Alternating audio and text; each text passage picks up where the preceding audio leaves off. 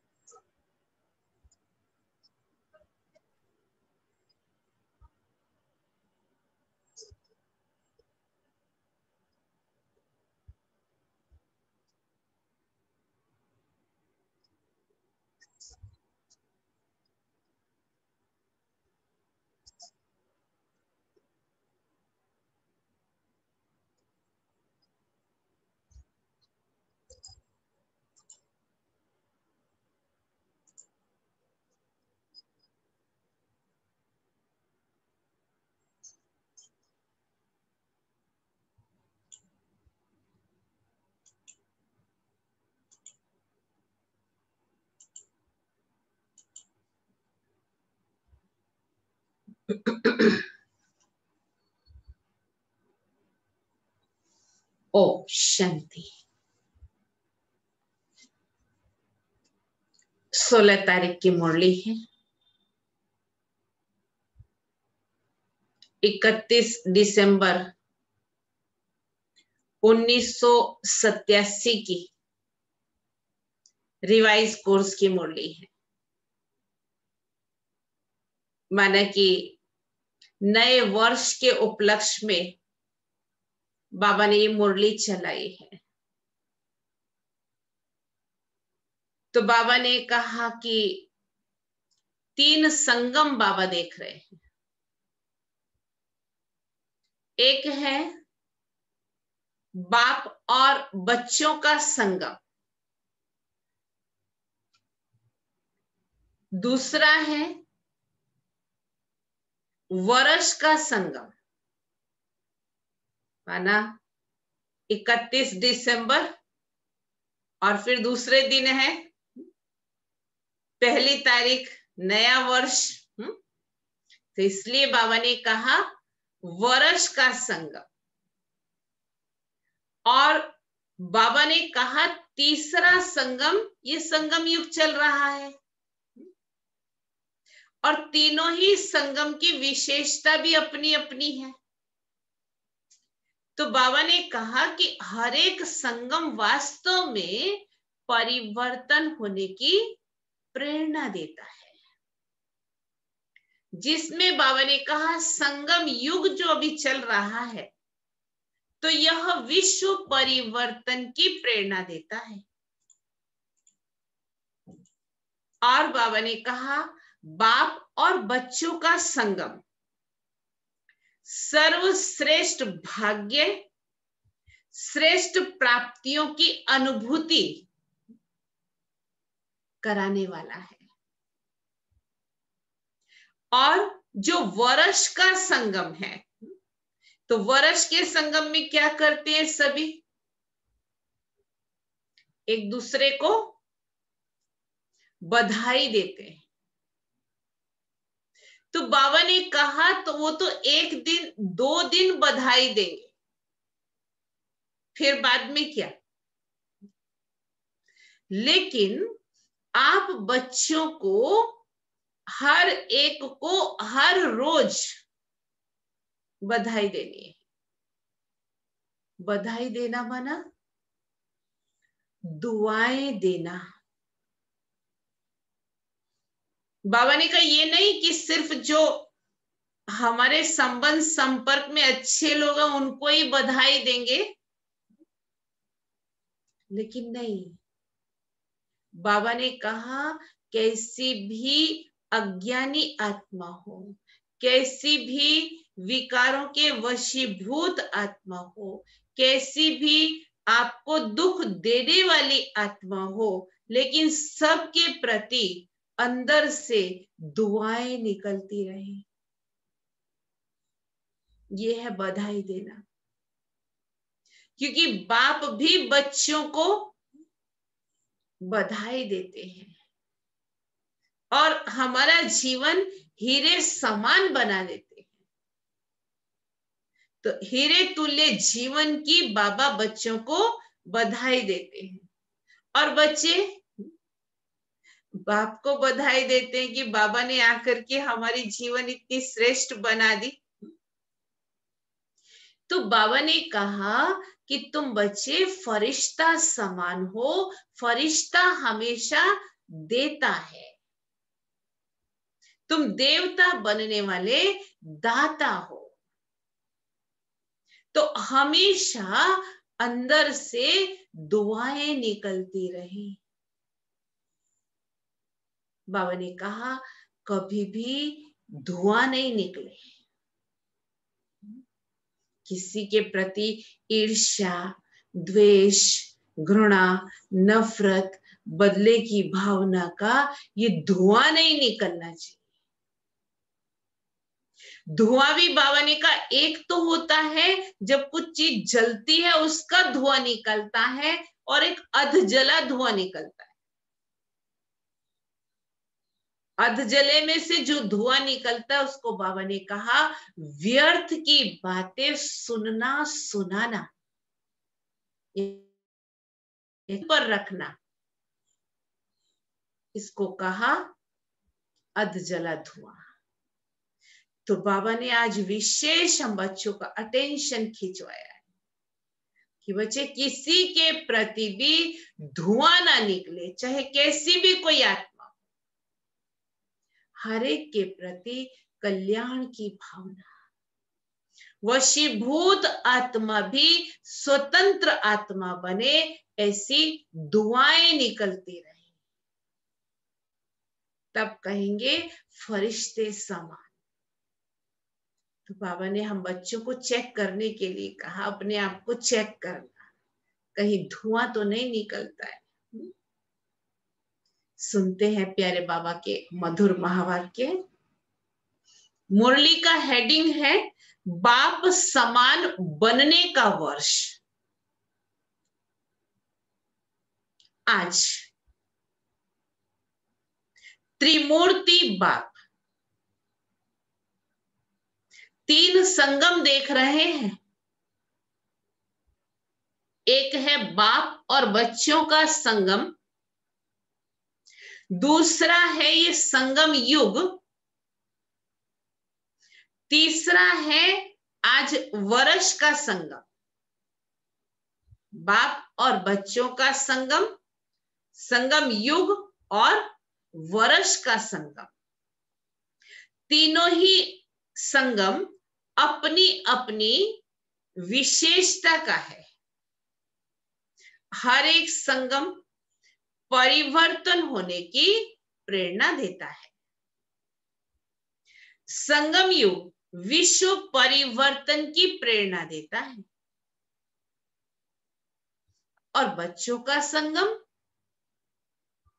सर्वश्रेष्ठ भाग्य एवं श्रेष्ठ प्राप्तियों की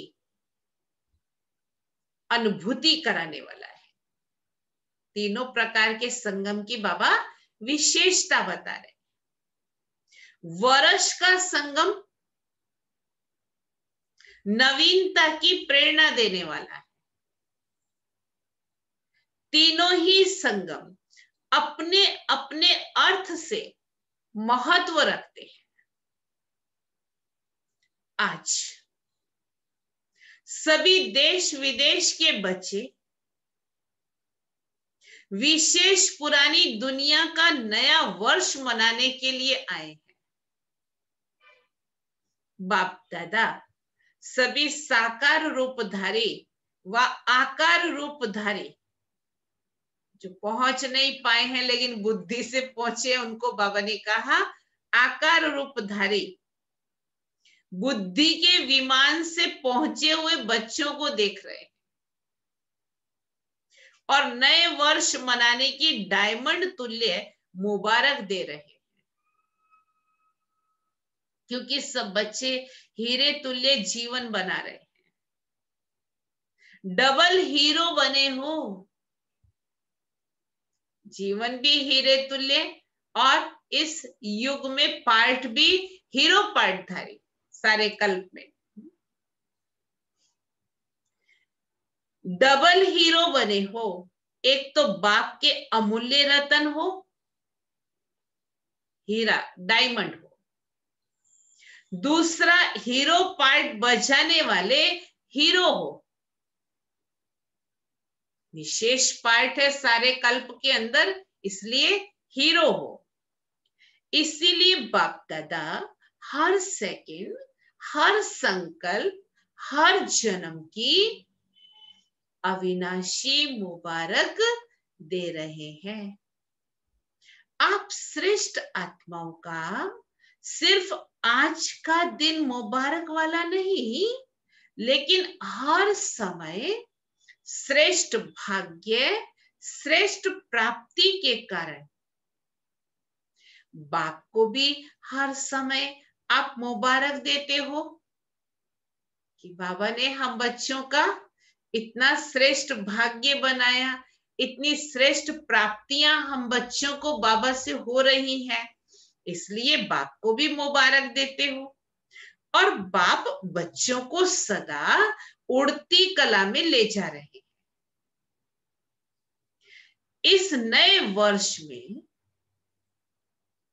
यही विशेषता जीवन में अनुभव करते हो, जो हर सेकंड और संकल्प में बाप को तो सदा मुबारक देते हो, लेकिन आपस में भी हर ब्राह्मण आत्मा वह कोई भी अनजान अज्ञानी आत्मा भी संबंध व संपर्क में आए तो बाप समान हर समय हर आत्मा के प्रति दिल के खुशी की मुबारक व बधाई निकलती रहे। बाबा ने कहा बाप को तो मुबारक देते हो, आपस में भी मुबारक देते हो, लेकिन साथ साथ क्या बताया कि कैसी भी कोई अनजान आत्मा, अज्ञानी आत्मा संबंध संपर्क में आए तो बाप के समान हर समय हर आत्मा के प्रति बाबा ने कहा दिल की खुशी की मुबारक व बधाई सदा निकलती रहे। कोई कैसा भी हो, लेकिन आपके खुशी की बधाई उनको भी खुशी की अनुभूति कराए। बधाई देना ये खुशी की लेन देन है। बधाई देना बाबा ने कहा ये खुशी की लेन देन है। कभी भी किसी को बधाई देते तो खुशी की बधाई है, दुख के समय बधाई नहीं देंगे। कोई जन्म प्रसंग में जाते, कोई लग्न प्रसंग में जाते, कोई और भी अच्छे प्रसंग में जाते तो जाके बधाई देते, गिफ्ट देते हैं। लेकिन मृत्यु प्रसंग में जाते हैं तो कोई बोलते हैं किसी को बधाई देने के लिए, तो बधाई नहीं देते हैं। दूसरी आत्मा भले आपसे कैसा भी व्यवहार करे, दूसरी आत्मा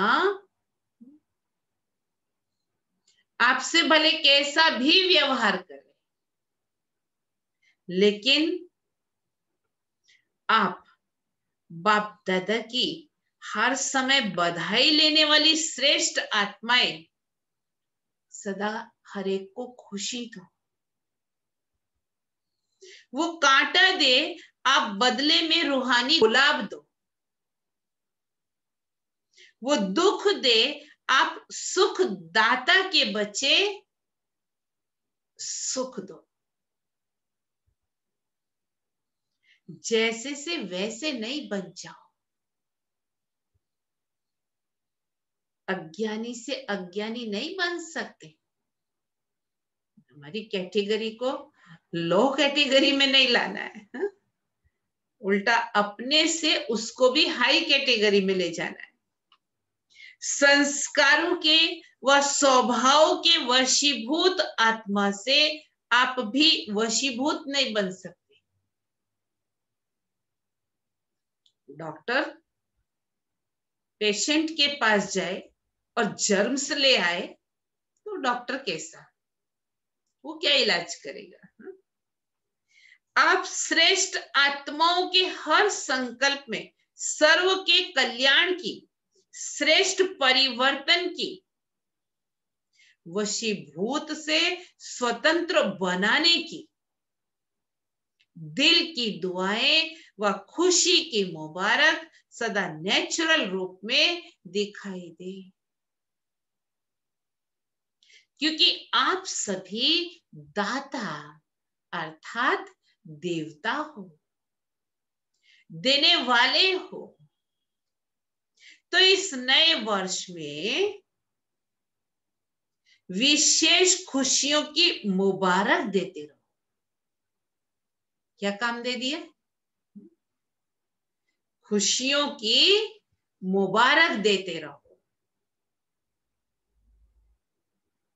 ऐसे नहीं कि सिर्फ आज के दिन व कल के दिन चलते फिरते मुबारक हो मुबारक हो ये कह के नया वर्ष आरंभ नहीं करना।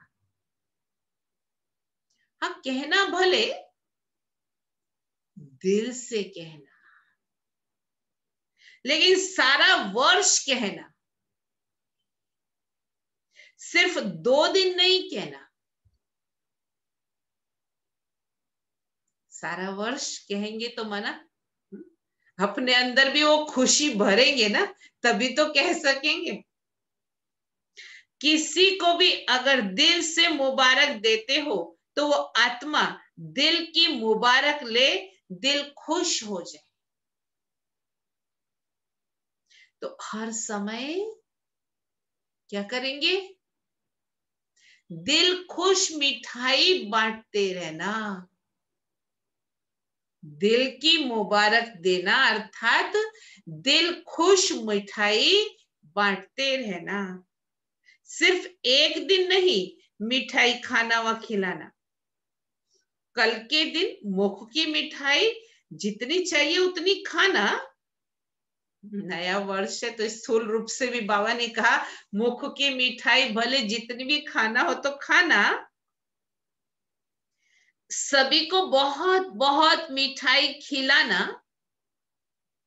लेकिन ऐसे ही सदा हर एक को दिल से,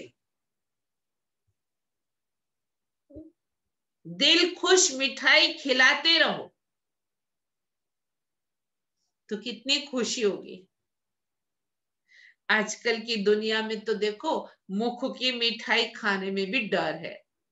डायबिटीज हो जाती, कोलेस्ट्रॉल बढ़ जाता। लेकिन ये दिल खुश मिठाई जितनी चाहिए खा सकते, खिला सकते, इसमें बीमारी नहीं होगी।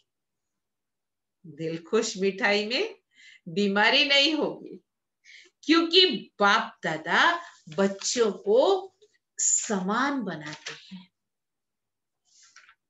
तो विशेष इस वर्ष बाप समान बनने की यही विशेषता विश्व के आगे, ब्राह्मण परिवार के आगे दिखाओ, जिसे हर एक आत्मा बाबा कहते मधुरता व खुशी का अनुभव करती है। वह बाबा कहने से मुख मीठा होता है, क्योंकि प्राप्ति होती है। ऐसे हर ब्राह्मण आत्मा कोई भी ब्राह्मण का नाम लेते ही खुश हो जाए, क्योंकि बाप समान आप सभी भी एक दो बाप के समान प्राप्त हुई विशेषता द्वारा आपस में लेन देन करते हो, आपस में एक दो के सहयोगी साथी बन उन्नति को प्राप्त कराते हो। जीवन साथी नहीं बनना, लेकिन कार्य के साथी भले बनो।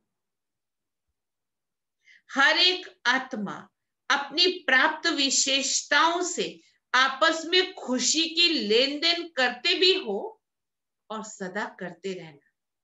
जैसे बाप को याद करते खुशी में नाचते, वैसे हर ब्राह्मण आत्मा को हर ब्राह्मण आत्मा याद करते रूहानी खुशी का अनुभव करे।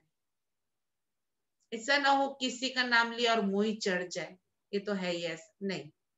हर ब्राह्मण आत्मा को याद करते खुशी का अनुभव करें। हद की खुशी का नहीं, हर समय बाप की सर्व प्राप्तियों का साकार निमित्त रूप अनुभव करें। इसको कहते हैं हर संकल्प व हर समय एक दो को मुबारक देना। सबका लक्ष्य तो एक ही है कि बाप समान बनना ही है, क्योंकि समान के बिना तो न बाप के साथ स्वीट होम में जा सकेंगे और न ब्रह्मा के साथ राज्य में आ सकेंगे। समान बनना क्यों जरूरी है? न तो बाप के साथ जा सकेंगे, ना राज्य में आ सकेंगे अगर समान नहीं बनते हैं। तो जो बाप दादा के साथ अपने घर में जाएंगे वही ब्रह्मा बाप के साथ राज्य में उतरेंगे, ऊपर से नीचे आएंगे। सिर्फ साथ जाएंगे नहीं, लेकिन साथ आएंगे भी। सत्युग की राजधानी में साथ साथ आएंगे भी। पूज्य भी ब्रह्मा के साथ बनेंगे तो पुजारी भी ब्रह्मा के साथ ही बनेंगे। तो अनेक जन्मों का साथ है, लेकिन उसका आधार इस समय समान बन साथ चलने का है। इस वर्ष की विशेषता देखो, 87 पूरा होता तो कौन सा वर्ष आया? 88। तो बाबा ने कहा इस वर्ष की विशेषता देखो, नंबर भी 8 है। 8 का कितना महत्व है।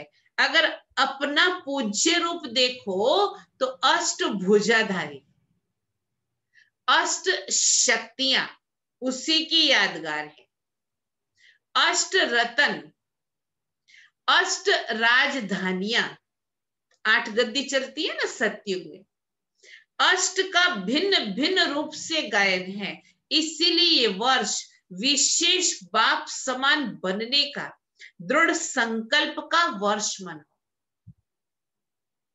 जो भी कर्म करो बाप समान करो, संकल्प करो, बोलो, संबंध संपर्क में आओ बाप समान। ब्रह्मा बाप समान बनना तो सहज है ना, क्योंकि साकार है, 84 जन्म लेने वाली आत्मा है। पूज्य अथवा पुजारी सभी की अनुभवी आत्मा है।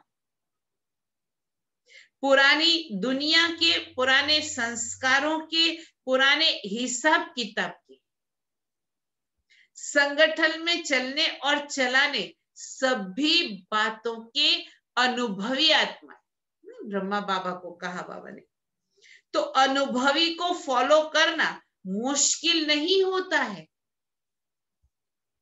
और बाप तो कहते हैं कि ब्रह्मा बाप के हर कदम के ऊपर कदम रखो, कोई नया मार्ग नहीं निकालना है, सिर्फ हर कदम पर कदम रखना है। ब्रह्मा को कॉपी करो, इतनी अक्कल तो है ना। बाबा कहते नकल करने की तो अक्कल है ना, सिर्फ मिलाते जाओ, क्योंकि बाप दादा दोनों ही आपके साथ चलने के लिए रुके हुए हैं। निराकार बाप परम धाम निवासी है, लेकिन संगम युग पर साकार पार्ट द्वारा पार्ट तो बजाना पड़ता है ना। इसीलिए आपके इस कल्प का पार्ट समाप्त होने के साथ बाप दादा दोनों का भी पार्ट कल्प का समाप्त होगा। वार्निंग तो दे ही दी थी। फिर कल्प रिपीट होगा, इसीलिए निराकार बाप भी आप बच्चों के पार्ट के साथ बंधा हुआ है, शुद्ध बंधन है। लेकिन पार्ट का बंधन तो है ना, स्नेह का बंधन, सेवा का बंधन, लेकिन मीठा बंधन, कर्म भोग वाला नहीं। तो नया वर्ष सदा मुबारक का है, नया वर्ष सदा बाप समान बनने का है, नया वर्ष ब्रह्मा बाप को फॉलो करने का वर्ष है। ये नया वर्ष बाप के साथ स्वीट होम और स्वीट राजधानी में साथ रहने का वरदान प्राप्त करने का वर्ष है, क्योंकि अभी से सदा साथ रहेंगे। अभी का साथ रहना और साथ रहने का वरदान भी है, नहीं तो बाराती बनेंगे और नजदीक वाले संबंधी के बजाय दूर के संबंधी बनेंगे। कभी कभी मिलेंगे, दूर के संबंधी तो फिर कभी कभी मिलेंगे, कभी कभी वाले तो नहीं हो ना। पहले जन्म में पहले राज्य का सुख और पहले नंबर के राज्य अधिकारी विश्व महाराजन विश्व महारानी के रॉयल संबंध, उसकी झलक और फलक न्यारी ही होगी। अगर दूसरे नंबर विश्व महाराजन महारानी की रॉयल फैमिली में भी आ जाओ तो उसमें भी अंतर है, एक जन्म का फर्क भी पड़ जाएगा। इसको भी साथ नहीं कहेंगे।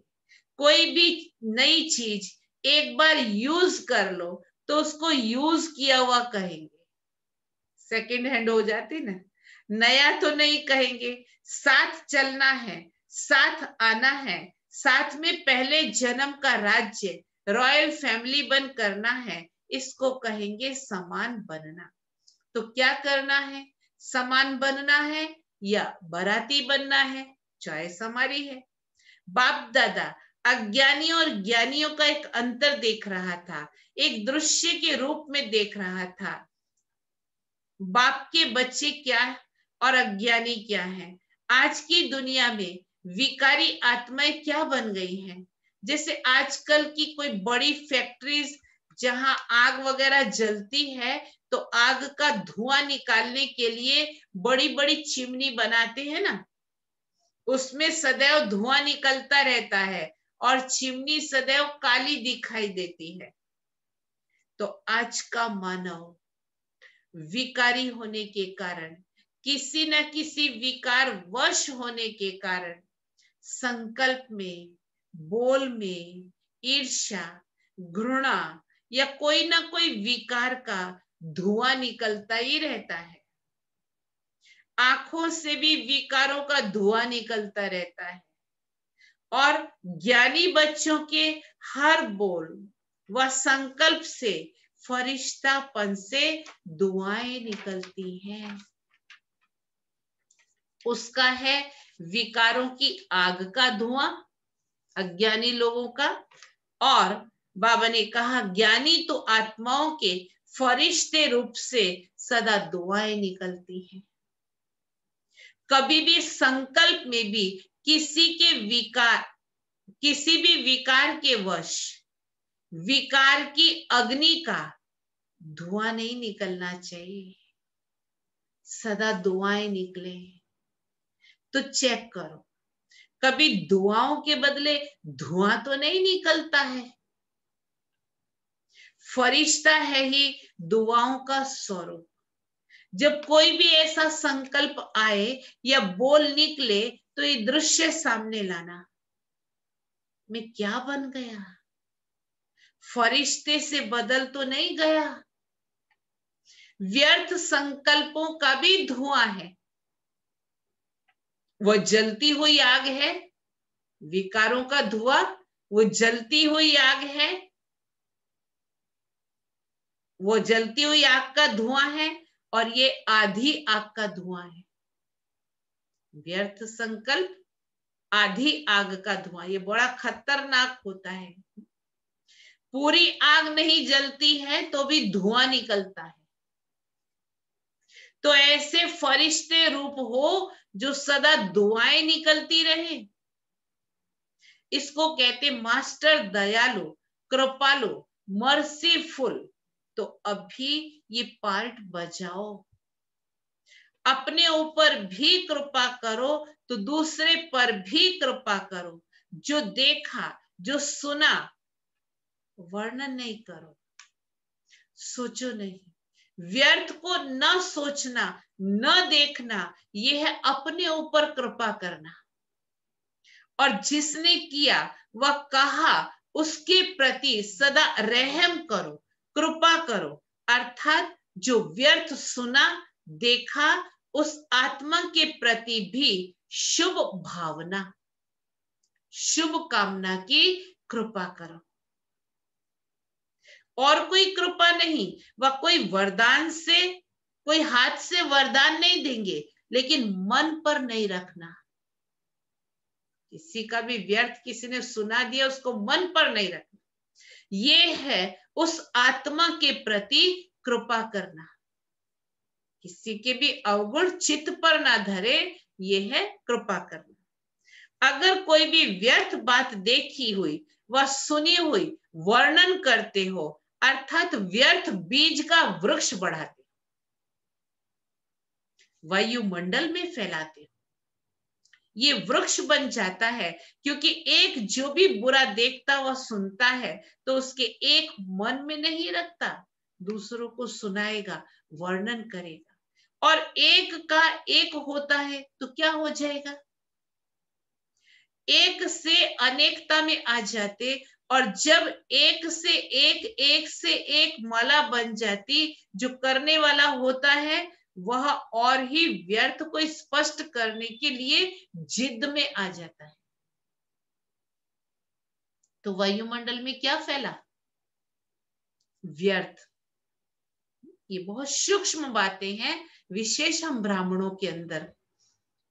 ये धुआं फैला है ना, ये दुआ हुई या धुआं हुआ। इसीलिए व्यर्थ देखते हुए, सुनते हुए स्नेह से, शुभ भावना से संभालो, विस्तार नहीं करो।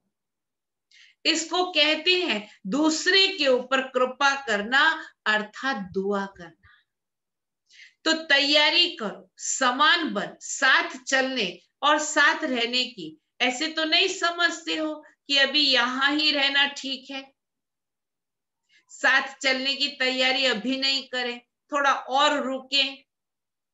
रुकने चाहते हो, रुकना भी हो तो बाप समान बन के रुको, ऐसे नहीं रुको, लेकिन समान बन के रुको।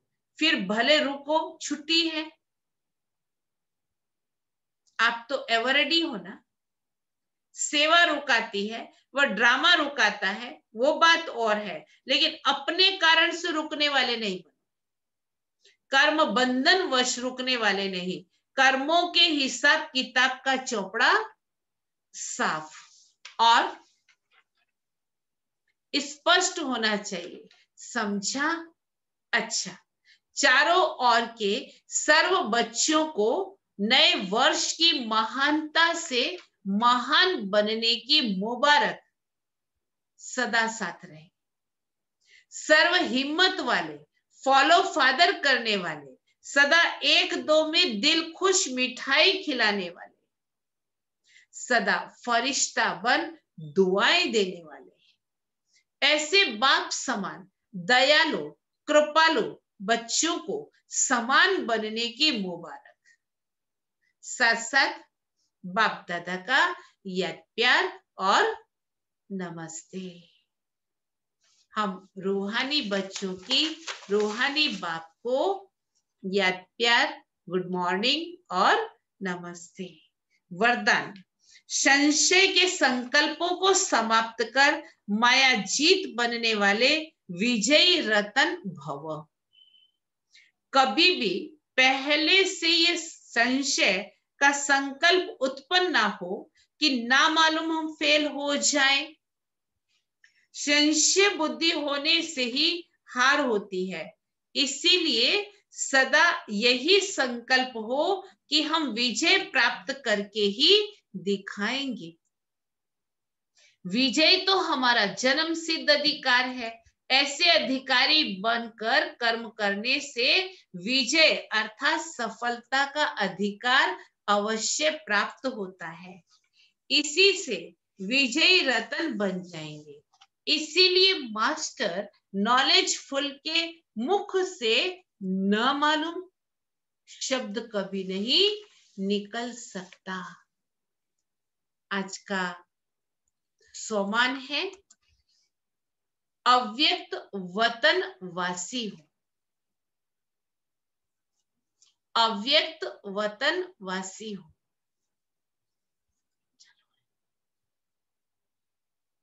दिव्य बुद्धि रूपी विमान द्वारा सबसे ऊंची चोटी की स्थिति में स्थित हो। अव्यक्त वतनवासी बन विश्व की सर्वात्माओं के प्रति शुभ भावना और श्रेष्ठ कामना के सहयोग की लहर फैला।